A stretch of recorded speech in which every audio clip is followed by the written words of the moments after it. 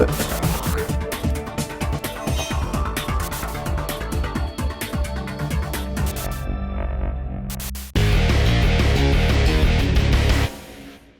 guys, so we're going to have a look at some Hordes today.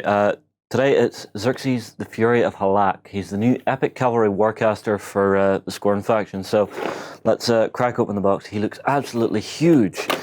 So let's see what we get.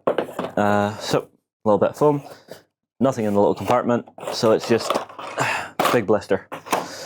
So let's see, what do we have here? Oh, if I can get his base out. So we have his two cards. So number one with the nice artwork, number two with all the spells and his feat.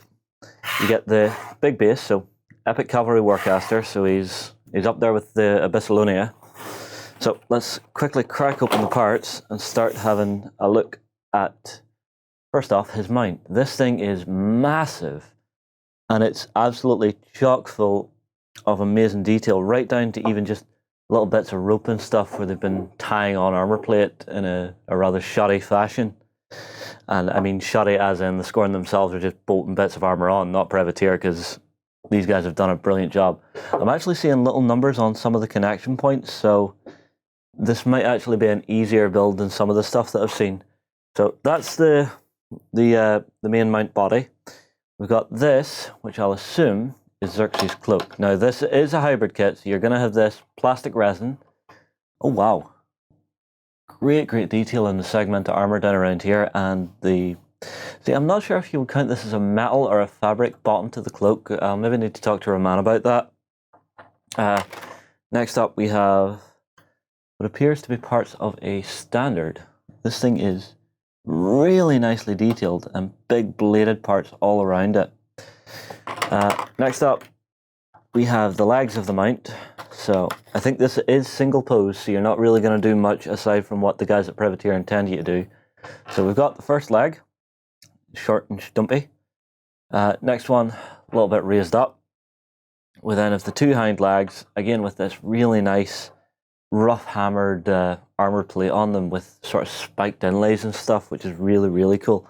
This is actually looking like it's going to be a really great build, guys. We then have, wow, this is a big meaty flail. Let's actually get the name of this before I put it under close camera. This is Lamentor. I would not like to get hit with this. It looks like it would just destroy you on one strike. And a power and strength of 15 in Hordes, that is not something to turn your nose up at. We then have more armored segments for the mount. We can see it's got, again, this nice rough metal, the spiked inlays. Pretty much par for the course. We've got another couple.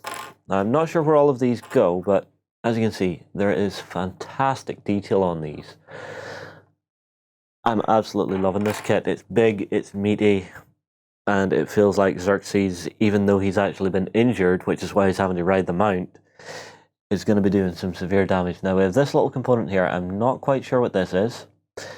If we have a look on the box, I'll maybe see. I think it might be... it's the tusk for his actual mount. So that will be going on to the front here. And as you can see, if this thing rams into you, it's gonna hurt. Right, we're down to the last few metal components. So I'll assume this should all be Xerxes. So let's see what we have here. We have a little bit of tassel work with big spikes. I'm guessing this is maybe part of the saddlery for him to sit on it. We then have what can only be guessed at as Xerxes' main body, his upper torso. Again, they've got some great detail in and around the armor. Now, I know a lot of people say that now that we're moving to the plastic resins, you're getting better detail. I don't know. Some of the stuff that the guys at Privateer do in metal is still excellently detailed. So with these two components here, I'm not exactly sure where they go, but again, it's fantastic detail. You've got some nice venting in and around here. So if you were in the mood to actually do some glow effects, you know, with it being Skorne, I know you don't really see it too often, but if you did maybe a red glow effect on this, it might look really cool. And let's see, we have another one of these little spiked tassel pieces. Again, not overly sure where they go, but I'm sure if I get a chance to nick this, take it home and build it, I will be able to tell you. We've got some nice horny spikes, which are quite cool. We then have lots of little armor plates to go in and around our man Xerxes. We have what looks like perhaps part of an arm. So many small components, guys, sometimes it is hard to tell where they go. We get 2 of these, so I'm guessing perhaps arms. We then have, oh, hello. We have Xerxes' head, and it's a very small component, but I'll see if I can actually show you on the close camera. It's really nice. He's got this big helmet with 3 gigantic spikes on it, and what appears to be a rather angry, screaming face. We then have lots of little tassels and stuff to go in and around the, I'll assume the saddlery, the mount, the big beastie. We have another little spike and the last of the tassels. So we've seen the mini. Let's have a quick chat about his actual stats in the game, because I had a read at the Exigence book. Myself and Kev are planning to do a series breaking it down, but for right now I've got the cards in hand, so we'll quickly run the stat line. So he's speed 7, nice and quick. Strength 8, oh, quite heavy. Mat 8, that's monstrous. Rat 4, as you expect, he's not really going to be shooting. I don't even think he has a gun. Defense 13, armor 19, command 9. So not bad at all. He's got Lamenter, which is magic weapon with reach, and it's power and strength 15, so that's really going to hurt whatever you're hitting.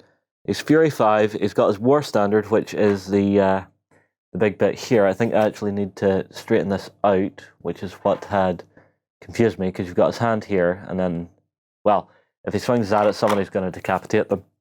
And then your mount is power and strength 14, so it's a reasonably heavy hitting mount, but you kind of expect that with it being just so damn big. Right, so on the back, he's got a few different abilities that we'll run through. He's a combat rider, so during a combat action, it did not make a charge attack. This model can make 1 melee attack with its mount. So you're not only getting the attack on the charge in with the mount, which is, it's quite good. It's an extra power 14 to actually hit your opponents with. He's got Warbeast Bond. 1 non-character Warbeast in Xerxes' battle group can begin the game bonded to him. Once returned during his activation, Xerxes can cast the Bonded Warbeast Animus spell without spending any fury. So, again, if you're picking up maybe a Titan Bronze back or something to run with Xerxes, you can cast its Animus without paying for it. Lamenter's got Brutal Charge, so this model gains +2 to charge attack damage rolls. Youch. So that suddenly goes to power and strength 17. Yikes. The mount itself has knockdown. When a model is hit by an attack with this weapon, it's knocked down, so that's quite good. Well, I say quite good. If you're able to knock stuff down and knock out the defense, why the hell not? It then has a star attack pitch. Instead of making a normal damage roll on a hit, this model throws a model hit as if it had passed a successful strength check of a throw power attack, so that's different. The thrown model suffers damage with a roll power equal to the power of this weapon. The power of collateral damage is also equal to the power of this weapon. So you've got a power 14 throw on him. Quite nice. Right, quickly run his feat. Hand of the Ancients. All models in Xerxes' battle or control area. Friendly faction models and units gain an additional die on attack and damage rolls. Discard 1 dice from each roll. So it's sort of a pseudo boost on everything. You know, you're rolling your 3 and dropping, say, the lowest, which is obviously what you want to get rid of. He's got 3 spells, so he's got Ignite. Now, I like this one. It's giving you something extra to buff your units with. Now, it's not going to be game breaking, but I can see it causing problems for some of your enemies unless they have immunity to fire. So if you're playing Skorne versus Menoth, you maybe don't want to cast this one. However, if you're against Khador, cast it all day. So it's an upkeep spell with a cost 2, range 6. Target friendly model or unit gains +2 to melee attack damage rolls, and the affected models gain critical fire on their normal melee attacks. So all of a sudden I'm starting to throw out critical fire wherever the hell I like across the board. It's going to be great. Everything's going to burn and die. It's got mobility. So cost 2, range self, AoE control, non-outcapable, non-offensive. Models in this model's battle group currently in its control area gain +2 speed in Pathfinder. So that's basically just letting you get to the enemy that little bit quicker. If you're wanting to get that surprise charge off, it could work. Next up we have Stranglehold. It's cost 2, range 10, power 11, and it's an offensive spell. The bonus on this one is a model damaged by Stranglehold forfeits either its movement or its action during its next activation as its controller chooses. So it's kind of like Healy's big feat, where it's just, okay, everything's having to lose this, but this is him being able to be surgical with it, saying, okay, that Warbeast there, I don't want it to actually be doing anything too much next turn. Let's hit it with the Stranglehold, boost the damage, maybe boost the hit, and okay, now you have to forfeit either your movement or your actions, so I know you're not getting that charge on me. So it's a very cool warlock, sorry, because we're in Hordes. It's a very cool warlock. I think he's going to do a lot on the battlefield, and I can't wait to see what some people do for painting, because it looks like it's going to be an absolute dream to paint up. So guys, that was Xerxes, the new Epic Cavalry Warlock for Hordes. So I'm going to move on here. I'll see what else I can find in the studio, and I'll see you again soon.